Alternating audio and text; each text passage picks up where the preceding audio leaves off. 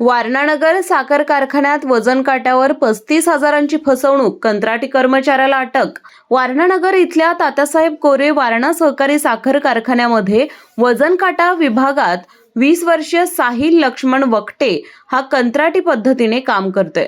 दिनांक 8 डिसेंबर रोजी रात्री तो वजन काट्यावर कामावर असताना कोडोली येथून ऊस वाहतूक करणारा एक ट्रॅक्टर आला। त्या ट्रॅक्टरला 2 ट्रेलर जोडलेले होते। पहिल्या ट्रेलरमध्ये वकटे याचे चुलते रामचंद्र वकटे यांचा ऊस होता, तर दुसऱ्या ट्रेलरमध्ये कमल भीमराव देसाई यांचा ऊस होता।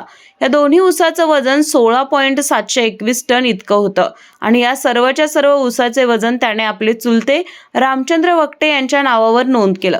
त्याचबरोबर मागील ट्रेलरमधील 7.653 टन इतक्या वजनाचा ऊस हा कोडोली इथल्या कमल भीमराव देसाई यांचा होता। त्या ऊसाची ही वेगळी नोंद त्याने कमल भीमराव देसाई यांच्या नावाने केली।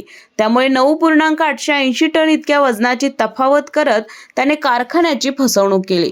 म्हणजेच साधारणपणे 35,000 रुपयांची फसवणूक त्याने कारखान्याची केली।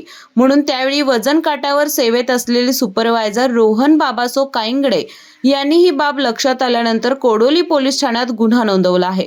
त्यानुसार कोडोली पोलिसांनी आरोपी साहिल वकट्याला ताब्यात घेतला असून त्याच्याकडे कसून चौकशी करत आहेत। बाळ, फ्रीजमधून श्रीखंड काढ ना। आम्ही पूर्वी घरीच बनवायचो श्रीखंड, त्याची चवच वेगळी होती। आता काय सगळं रेडीमेड।